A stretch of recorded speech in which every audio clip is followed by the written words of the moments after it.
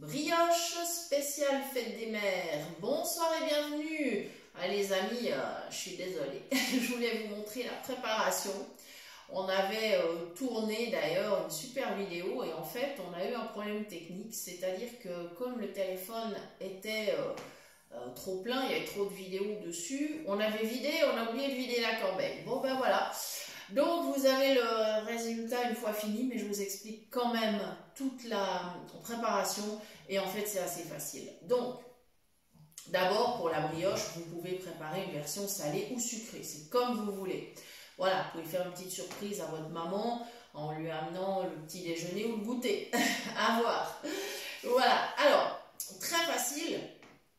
On commence, alors première étape c'est qu'on met un tout petit peu de lait tiède et on dilue dedans 4 g de levure sèche ou 10 g de levure fraîche. On laisse gonfler tranquillement, on met de côté. Pendant ce temps, on met dans un saladier 250 g de farine, un petit peu de sel et ensuite on va casser 3 œufs et on va faire un puits dans la farine. Et on mettra donc la levure, les œufs, et on va commencer à former une pâte. Alors, si vous avez des ingrédients style épices ou par exemple dans la version sucrée, supposons du sucre vanillé ou autre, ou du zeste de citron ou de la cannelle ou ce qui vous fait plaisir, il faudra les ajouter dans les œufs. De même dans la version salée, si vous souhaitez ajouter je sais pas moi, du paprika, du curry, enfin ce qui vous fait plaisir, il faudra ajouter aussi à ce moment-là pour que ça se mélange bien. Voilà, donc on prépare notre boule et ensuite il faut avoir pris la précaution d'avoir coupé en flocons ou en tranches 125 g de beurre. Alors moi comme j'ai fait une brioche au lard, je n'ai pas mis les 125 g, j'en ai mis que 80 parce que, bon, mes petits lardons quand même, voilà. Alors, on les ajoute petit à petit, ces flocons de beurre, et on continue à pétrir la pâte. Voilà. Une fois qu'elle est vraiment belle, à ce moment-là, on peut rajouter, alors moi j'ai rajouté 50 g de lardons, puisque je fais une version salée. Ça aurait pu être des olives, ça aurait pu être des noix, enfin ce qu'on veut. Et si dans une version sucrée, vous souhaitez à ce moment-là rajouter des fruits confits, des petits raisins, des fruits secs coupés en petits morceaux, etc., vous pouvez tout à fait. Il n'y a pas de problème. Ensuite, j'ai laissé pousser pendant une bonne heure quand même, oui, parce qu'il ne fait pas si chaud que ça. Donc j'ai laissé pousser pendant une bonne heure. Et ensuite, bon, j'ai mis en cuisson, j'ai fait une seule pousse, donc en fait j'avais mis directement la brioche dans son moule. Évidemment, vous pouvez décider de faire 2 pousses, c'est-à-dire de dégazer au bout d'environ 1 heure et de laisser pousser à nouveau 20 à 30 minutes avant de mettre en cuisson. C'est votre choix, c'est selon votre habitude. Voilà, je voudrais... alors, on va parler de la cuisson encore. On a mis 40 minutes à 200 degrés. Donc, ça donne vraiment une très belle brioche. Je voudrais répondre à quelques questions qui nous sont posées assez régulièrement. Donc, quelques points à éclaircir. Voilà.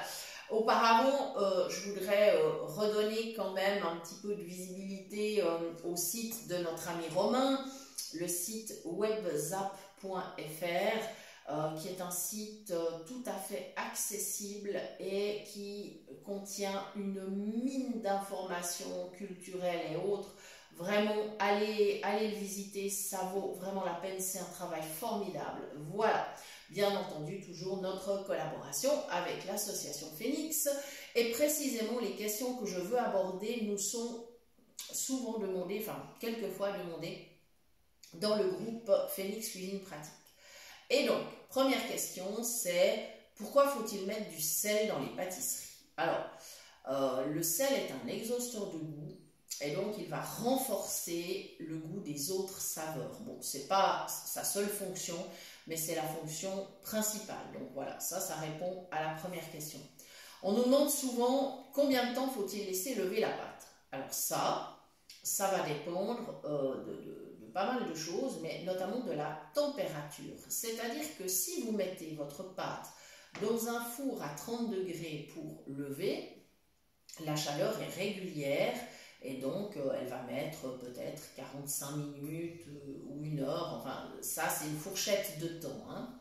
Maintenant, si vous mettez votre pâte à lever dans une pièce à température ambiante et que la température est autour de 19-20 degrés, il faudra un petit peu plus de temps. Voilà, tout simplement. Donc, on peut donner une estimation, mais après, c'est à vous d'aller contrôler si votre pâte a bien levé ou pas et s'il faut la laisser un petit peu plus. Voilà. On nous pose aussi une autre question. Un jour, quelqu'un nous a dit, oui, j'ai fait une recette de pain que vous avez donnée. J'ai suivi les proportions et la pâte est beaucoup trop molle. Ah oui, ça peut arriver. Ça dépend aussi de la farine. Ça dépend de plein de choses. Ça dépend aussi, par exemple, si c'est une pâtisserie, de la taille des œufs, enfin du poids des œufs. Et ça peut faire varier la consistance d'une pâte. Donc, pour un pain ou pour une brioche, par exemple, si la pâte est trop molle, on rajoute un petit peu de farine ou alors on verse la pâte dans un moule et à ce moment-là, on fait un pain moulé. Ça, c'est une solution. Et puis évidemment, dans le cas inverse, si la pâte est beaucoup trop compacte, on rajoute un tout petit peu d'eau tiède ou de lait tiède, ça dépend de la recette. Voilà, j'espère que ça répond à toutes ces questions. Et encore une fois, mais toutes nos excuses parce qu'on voulait vraiment vous montrer la préparation. Ah, ça se représentera très certainement. Donc, déjà, nous vous souhaitons une bonne fête des mères pour les mamans et évidemment pour les familles parce que j'imagine que c'est un moment aussi convivial pour tout le monde. Alors, les amis, merci de nous avoir suivis et à très bientôt pour de nouvelles idées cuisine.